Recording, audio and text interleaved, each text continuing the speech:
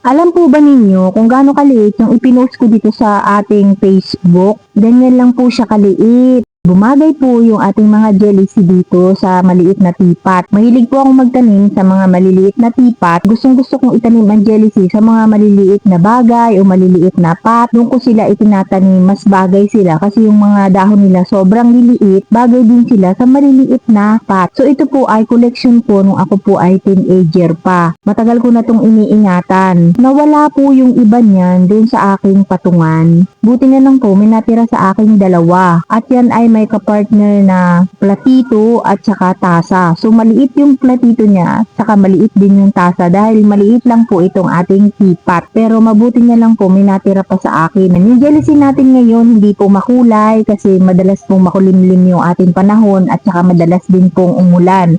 Siguro po pag summer, yan doon na tayo babawi kasi pag summer matindi na po yung init, so lalabas na po yung iba't ibang kulay ng ating jellycy. Nandyan yung red, nandyan yung orange, yung yellow, yung iba-iba po talaga yung color ng jellycy kapag tinitigan natin. Importante sa akin ni jellycy kaya kahit paano, meron ako kahit konti. Guys, yung iba po nito ay namatay nung pumunta po ako ng probinsya. Madalas po akong umuwi ng probinsya noon. Lagi akong nandun. So, walang nag-aalaga sa ating plants.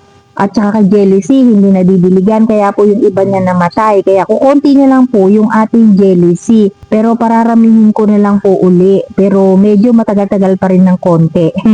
Yeah, matagal ng konti na maparami natin ito kasi aalagaan natin siya uli dahil konti na lang po yung natira sa akin. So ito namang ating tipat na to. Tinanim ko po yan guys. May nagawa akong video niyan kasi balak kong i-post sa ating YouTube channel. Tig-isang puno ito. Parehas silang magkasanga. Nakatagpo ako ng dalawang jellycy na parehas magkasanga. Yun ang itinanim ko. Pwede kong i-attach dito sa video natin para makita ninyo nung itinanim ko yan na ganun lang kaunti. Tapos ayan, mga ilang linggo, dumami na po siya. Hindi ko rin nabilang kung ilang linggo na. Basta dumami na po siya ngayon, marami na siyang sanga. So, yung mga gusto pong bumili ng jellycy sa akin, pahintay lang po. Pararamihin po muna natin kasi kumunti na po yung aking jellycy. Hindi katulad nung dati na super dami po. Yung mga na-post ko noon sa ating YouTube channel. Sobrang dami po talaga ng aking jellycy at napakarami ko pong pot na pinagtaniman. Na pabayaan ko nga dahil lagi po ako nandun sa probinsya, walang nag-aalaga po sa kanila kaya po namatay. Paparami pa po tayo ng jellycy. Paparamihin po muna natin guys bago tayo magbenta. Kaya sa mga may gusto po, pakihintay lang po ang ating jellycy. Maraming